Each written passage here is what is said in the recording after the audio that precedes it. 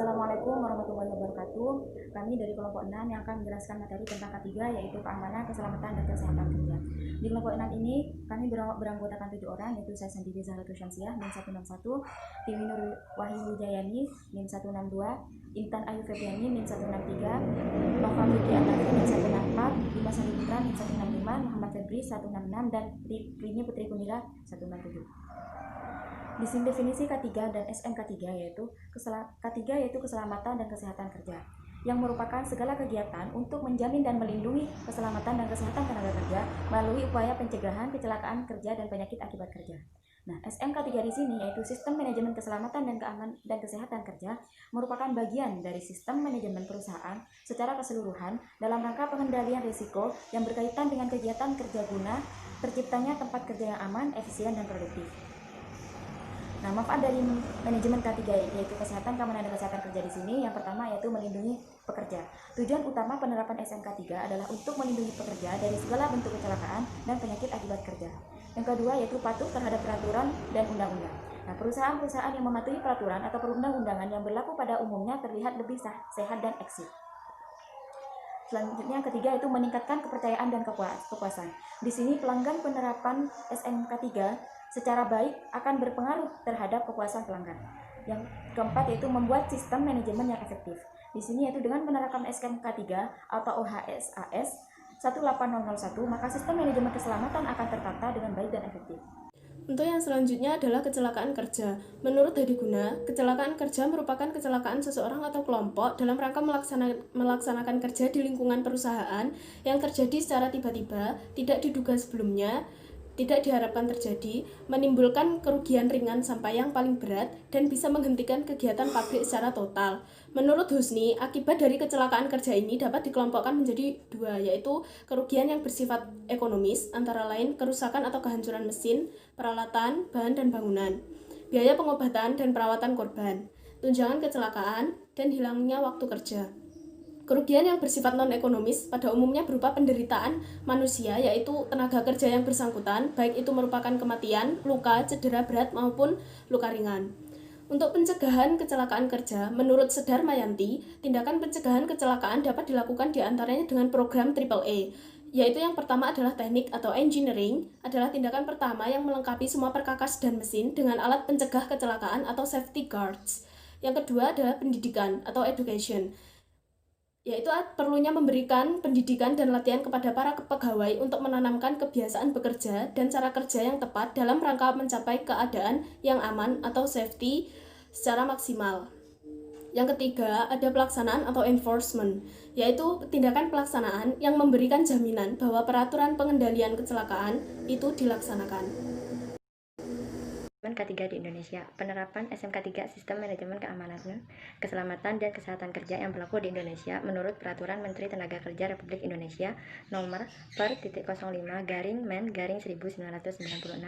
Pertama, komitmen dan kebijakan.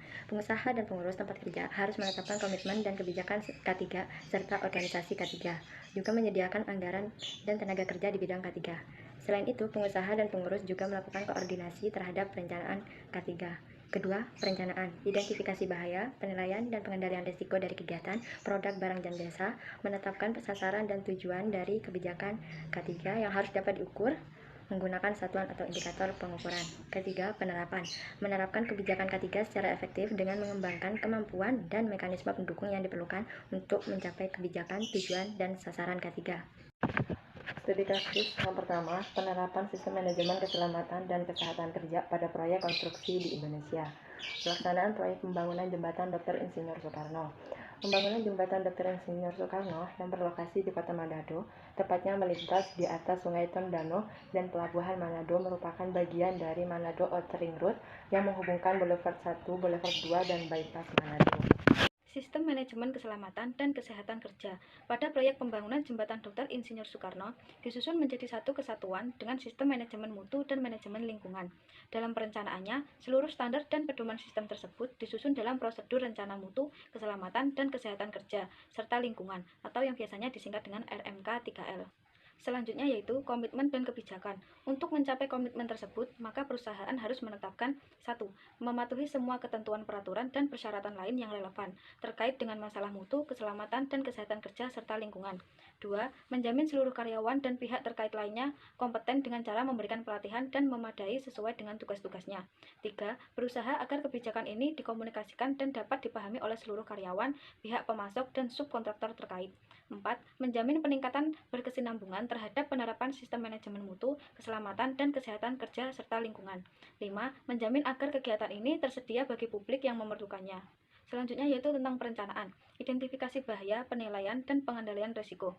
Prosedur identifikasi bahaya, penilaian, dan pengendalian risiko dari kegiatan produk, barang, dan jasa dipertimbangkan pada saat merumuskan rencana untuk memenuhi kebijakan keselamatan dan kesehatan kerja. Penerapan 1. Rekrutmen 2. Pelatihan 3. Alat pelindung diri 4. Rambu-rambu dan tanda K3 5. Infeksi K3 6. Instruksi keselamatan kerja 7. Rencana tanggap darurat 8. Penghargaan dan sanksi 9. Pemeliharaan peralatan. Pengaruh penerapan sistem manajemen keselamatan kesehatan kerja atau SMK 3 dari hasil wawancara dengan petugas K3 diketahui bahwa apabila terjadi kecelakaan atau penyakit kerja yang disebabkan oleh lingkungan kerja maupun penerapan SMK 3 yang tidak benar, maka seluruh biaya yang harus dikeluarkan untuk penanggulangannya menjadi tanggung jawab perusahaan. Program keselamatan dan kesehatan kerja atau studi kasus di PT PLN Persero area Semarang. Penelitian ini dilakukan di PT PLN Persero area Semarang yang terletak di Jalan Pemuda nomor 93 Semarang, Jawa Tengah.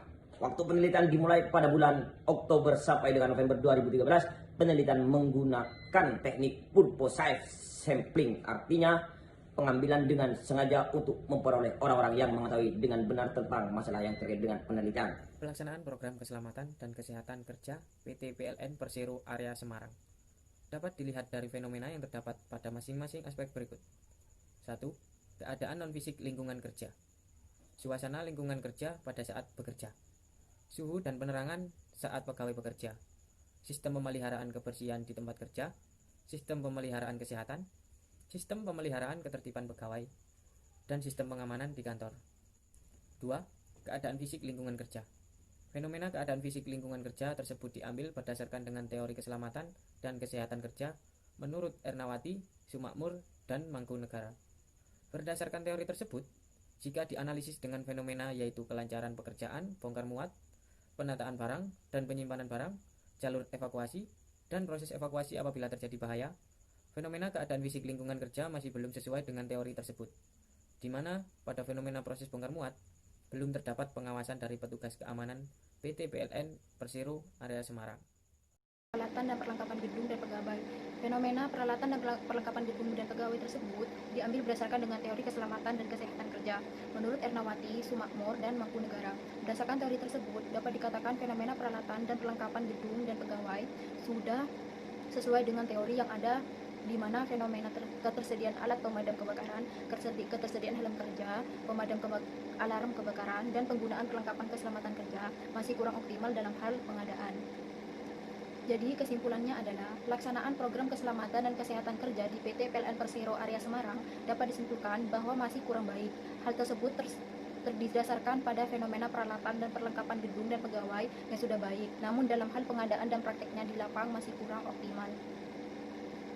Sekian penjelasan dari kelompok kami, kurang lebihnya jika ada salah-salah kata, kami mohon maaf. Wassalamualaikum warahmatullahi wabarakatuh. Terima kasih.